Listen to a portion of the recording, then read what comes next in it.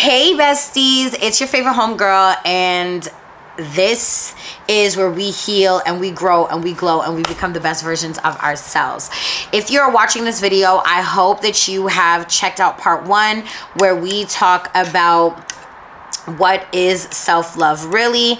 Once again, if you are new here, my name is Kayana, and we heal, we grow, we glow, and we become the best versions of ourselves here at this YouTube channel. I'm literally about to be your new favorite home girl. If you are returning, hey bestie, I'm super excited for us to get into this week's topic of conversation. So just make sure that you go ahead and you click, I don't know if I could put it here, but just make sure that you go ahead and you click part 1 of this series where we talk about we're talking about the foundations of self-love. And so this week we are talking about self-love versus self-care versus self-worth. So make sure that you go ahead, you grab your water, you grab your tea, you grab whatever it is that you need to tap into this video. Make sure that you click the subscribe button and make sure that you put on the little bell so that you can get notified when we drop the 3rd part of this series, because yeah, okay, hell yeah. So let's get started. So in a world where I feel like self-love is branded and boxed into routines, it's easy to confuse what we do for ourselves with how we truly feel about ourselves. But let's be clear, you can do all the self-care in the world and still not love yourself, okay?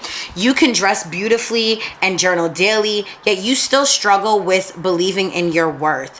And I truly believe that true transformation comes when self-care, self-love, and self-worth are aligned, intentional, and they are held as a sacred practice. So again, if you've watched part 1 and you're now here at part 2, then you already know that in my self-love mentorship program, me and my mentees, or my mentees and I, we go over the foundations of self-love within our first week. And so Spirit has been leading me to really just allow a space where we can kind of talk about the foundations of self-love, because as I was going through the topic of conversation with my mentees, a lot of them were like, I didn't realize that there was a great breakdown for self-love, self-care, and self-worth. And I realized that I probably wasn't really handling it correctly. So I'm super excited, obviously, to be able to do it this way, because I feel like we can really get to the nitty-gritty and really build a foundation that works as a community. Okay, so when we talk about self-care, we talk about self-care, and again, like we said, we're branded and it's boxed into routine. We're doing a self-care routine. We're having our self-love bath, or we're having our self-care bath. But self-care is really the act of tending to yourself. Okay, that's it, that's all. Think about lighting a candle, running a bath, booking therapy, going to the gym, cooking a nourishing meal. That is self-care. Those are the things that fall under self-care, okay? But a lot of times we often forget that without love, without doing things out of love or doing things from a place of love, self-care becomes a checklist. It's another thing for us to do. It starts to feel like a chore, and it's no longer that sacred moment that we have with ourselves. So perfect example, a lot of times we'll be like, oh, gym. Let's talk about the gym, okay? So we will initially say that we want to go to the gym because we want to be able to love our bodies more. We want to be able to live a healthy life. We want to be able to do things that, assist in us living a better life or having a better lifespan. And while that might initially start off with us doing it out of love because we want to have a better life or we want to have better health, after a while, if we don't make it work within our schedule or we don't commit to doing it out of love, then going to the gym starts to feel like a chore. It becomes a thing where you're like, ugh, I gotta go to the gym. Ugh, I gotta work out. Or, perfect. When I get my hair and my nails done, girl, this is to make me feel good, okay? This is to make me continue to love on myself a little bit more. But when I start to make it feel like a chore, now it's like, ugh, I gotta sit at the nail salon. Ugh, I gotta be at the nail salon. This is so annoying. I'm so over it. I gotta sit in the salon chair and get my hair done. I'm over it. right? We're no longer doing it from the place of we love our vessel, we love our body, we want our body to feel good, we want to feel good, right? It's not coming from that place of love. It's no longer us looking at these moments where we're in these beauties or service providers space as a sacred moment to be with ourselves, right? We often will be like, hey girl, come with me to do my nails. Hey girl, you want to come with me to do my hair? You know, a lot of times it's, oh, hey girl, we got to make some content. Sometimes I really will try to be very intentional with some services not necessarily being done and recorded for content purposes. So a lot of people will say, you know, sometimes when I go sugaring, it's a sacred moment for me, so I don't record it. It's very rare that I even record the beginning portion of the process. And I really want to shout out Silky Smooth Sets because they really encouraged me to allow my sugaring to be a sacred moment with myself. That is really where I started to make that connection of self-care is a sacred moment to be with yourself. It's a sacred moment, and your service providers should be people that you trust and should be people that you are willing to share that sacred moment with you, right? Now, when we talk about self-love, okay, self-love is the relationship that you have with yourself. It is internal. It's how you speak to yourself when you're alone. It's choosing softness when you make mistakes. It's knowing when you need to rest and doing that without shame. Now, perfect example, a lot of you guys might, you know, follow me on Twitter and follow me on Instagram. And so when I have these moments of complete stillness where I'm not posting anything and I am not, you know, giving you daily messages or, you know, doing extravagant long posts, that is because I'm knowing that I need a moment to rest. I know that I'm carrying so much energy and so much weight and so many other things are happening in my life that I have to honor myself in order to honor you, right? I have to know that I have to take a break and I need to rest, and I can't feel ashamed about it, because a lot of times what would happen is that I would feel ashamed, right? I would be in this space where I want to post because I don't want to lose followers and I want to build to my goal, or I want to get to a certain goal, so I need to be consistent. But I'm exhausted. I'm tired. You know, my messages are starting to feel redundant. It's starting to feel like a chore. It's starting to feel like it's not something that I'm doing and I'm genuinely enjoying. And so when I take these breaks, it's because I'm honoring myself and I'm doing that without feeling shame associated to it, right? It's showing up for yourself on days when you feel unworthy. Let's be real. And reminding yourself that you still are. Again, going through entrepreneurship has not been easy for me. I have dealt with a lot of changes, a lot of things within entrepreneurship, and I've had to reconstruct the relationship that I have with myself. I've had to be able to reconstruct that relationship that I have with myself, to trust myself in, you know, making the right decisions or making good decisions even when it feels really scary. So showing up for myself even on those days when I'm completely afraid and I don't know what the hell I'm doing and I don't know how I'm going to manage, but I still have to show up for myself. And that's that radical self-love, right? And then when we talk about self-worth, it's that unshakable belief that you are enough, that no matter what you go through, no matter what you are experiencing, no matter what you're dealing with, you are enough. And I feel like as a single woman, a lot of times it's understanding my self-worth. It's that unshakable belief that I am enough, that what I'm asking for is not mission impossible because I've seen it done. What I'm asking for is not something that is a miracle. It means that I am worthy of being treated a certain way, and I'm going to carry myself in that way. I'm going to handle myself in that way, and I'm not going to be ashamed or afraid or feel like I need to justify my self-worth, right? It's not based on my productivity. It's not based on my performance. It's not based on my look. It's not based on my job title, my status. It's not based on any of that. My worth is based on me and who I am on the inside. My worth is based on the work that I have put in to love myself, to honor myself, to advocate for myself. And so that has nothing to do with the weight that I might gain, the weight that I might lose, the hair that I have, whether it's long or short, the nails that are done, the job title that I have. It has nothing to do with that. It has that when you strip me of absolutely everything extra, I'm still that girl. I'm still worthy of being treated with respect. I'm still worthy of being handled with kindness.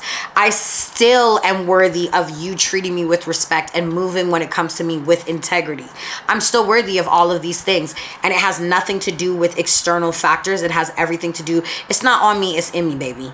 It's not on me, it's in me. And so my worth is maybe it adds a little razzle dazzle when my hair, my nails, and all of these things are done, but it's not the end all be all. With or without it, I'm still that girl. Let's not forget, I'm still that girl, okay? So there's that. And it's that knowing that even without doing or achieving or proving, you are still divine, okay? You are still chosen. And you are still valuable, and you still hold value. You still hold worth. You still hold knowing that you are worthy. And so it's so crazy because, again, I feel like society packages self-care, but rebrands it as self-love. And it's really important to understand that you can't have one without the other. Love and marriage. Where did that even come from? I'm trying to be for real. But yeah, like, you can't have one without the other. You have self-care has to be rooted in the self-love that you have. And the self-love that you have has to be rooted in your self-worth. Milo agrees. Y'all nephew said, hell yeah. Y'all nephew said, you know what? Hell yeah. Hell yeah. So again, my self-care has to be rooted in the love that I have for myself. I have to treat everything sacred. I have to treat every action that I'm doing for myself, I have to treat that as a sacred moment. And you also have to get comfortable with doing those things on your own. You don't always need somebody to come with you to get your nails done. You don't need somebody to come with you to get your hair done. You don't need someone to come with you to go to the library. You have to be able to enjoy creating sacred moments with just yourself. And then again, all of those sacred moments have to be rooted in your self-love, okay? They have to be rooted in the self-love that you have with yourself. And your self-love is measured by your self-worth. It's measured by how you feel about yourself. When all the things that you do under self-care don't matter, they don't exist, it's still how you think about yourself. It's still how you value yourself. It's still how you're willing to show up for yourself. It's still about all of that, right? So I want us to talk about these journal prompts. I want you to think about for this week. I want you to think about which one are you nurturing consistently. Are you nurturing your self-care, your self-love, or your self-worth? Which one are you nurturing consistently? So for me, I'm definitely at the space right now where I'm consistently nurturing my self-worth. I am consistently nurturing that it doesn't matter the circumstances, I am still worthy of all of the things that I desire, right? And it doesn't matter how much money I have in the bank. It doesn't matter what community I'm building. It doesn't matter. All of those things don't matter. It's not about, me being a spiritual advisor or me being a self-love coach or whatever it is, a spiritual practitioner, whatever title it is that I have is not my worth. Is not based on those titles, and it's also not based on how productive I am. It's also not based on how much I give free content. It's also not based on how much my books are booked up. It's really not based on that. It's how much I believe in myself, and it's how much I believe in what Spirit has given me. It's how much I believe in what God is blessing me with, and knowing what God is putting in my path. That's where my self-worth lies. It's not about anything else, right? And which one needs more attention? And for me, I feel like I'm working on my self-love, right? I'm working on choosing softness when I make those mistakes. It's showing up even on those days where I don't feel the best, but still showing up for myself and reminding myself that I still am worthy of the support. I'm still am worthy of, asking for help and asking for support. And that doesn't make me less than. I'm really learning to lean on the community that I do have. And so one thing about me, I'm always, as a Taurus, I'm gonna put my meme in here. Okay, I am always about the self-care. You do not have to worry about me and self-care, baby, because one thing is for sure, two things for certain. Your girl is gonna self-care. Damn. Okay, I'm gonna self-care down. And if I don't have my hair and my nails done, or my sugaring, or having them little sacred moments with myself, it's because I'm in here and I'm plotting and scheming, and I ain't got the time. But one thing about a Taurus, I am always okay, baby. Self-care is my middle name. Okay, that is my middle name. You do not have to worry about me. I'm gonna always self-care. Having a bad day, self-care. Having a long week, self-care. Feeling like I'm that girl, self-care. You do not have to worry about me and the self-care. So there's that. And then, have I ever confused doing things for yourself with actually loving yourself? And absolutely. Again, taking ownership. When I did that 100 day of self-love and we were talking about the 5 love languages, a lot of that was rooted in self-care. A lot of that was rooted in self-care and not necessarily self-love. And so realizing that and being able to come back full circle, and being able to acknowledge that has been something that's been very major for me. I've been able to like really understand and really hold value in that. So there's that. And so before we go, I want to challenge you guys to focus on this self-love spectrum, okay? And I want, before we even get into this, I want to encourage you and remind you to be kind to yourself when we start this spectrum. And when I explain it, I want you to be kind to yourself, okay? Remember that self-love is not a destination. It's a mountain. It's not a mountaintop that once you reach it, it makes you invincible to doubt or insecurity or fear. It's a journey, it's a spiral, it's a practice. And sometimes we need to pause and be real with ourselves and ask, how am I truly treating myself lately? Okay, so let's step out of judgment and into observation. This is not going to be about scoring yourself. It's just going to be about seeing yourself clearly. Okay, so ride with me. Now, are you in between 1 and 3, which is titled disconnected? Okay, so you feel emotionally distant from yourself. You have negative self-talk, and it's a little bit on the harsh side. Harsh judgment or shame feels like a constant theme for you. You may avoid being alone, or feel unsafe in your own thoughts, and you rarely prioritize your needs. Then when we move over to awakening, that's between 4 and 6. You're learning, but you're struggling with consistency. You're starting to notice your needs and your patterns. You still feel guilty for resting or setting boundaries, and you sometimes self-sabotage when progress starts. And then we go into 7 to 9, which is reconnecting.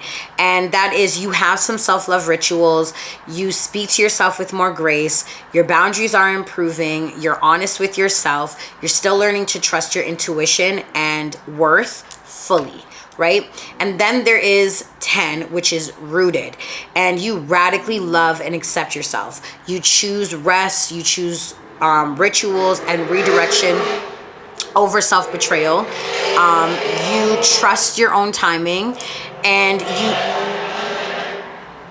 you trust your own timing, and you embody your worth even on the hard days. Now, based on wherever you score yourself, I also want to remind you that all of these scores are interchangeable, okay? There could be where you feel like you're between awakening and reconnecting. There could be where you feel very much rooted and then something happens and you're back to feeling extremely disconnected. Just remember that with this scale, I want you to be kind to yourself, and I want you to also be open to understanding that they are all interchangeable, and you can feel different things and still feel. You can two things can be right at the same time. You know, two things can be right at the same time. And so some reflection prompts that I have for you is, the first one is, where do you feel like you are on the scale today? Okay, and then, where would your inner child place you on the scale? And then we're going to go into, where do you desire to be by the end of this program if you decide to work with me, or where do you decide to be at your end goal? What would your end goal look like? Where would your end goal, where you can sit and you're like, okay, this is not perfection, but I still feel really good in here. Okay, so once again, I want to thank you for allowing me to facilitate this space for you. And don't forget to click the link below and join the wait list for my self-love mentorship. I would be honored to be able to be your self-love coach. And yeah, I'll see you in part 3 of the series. Bye.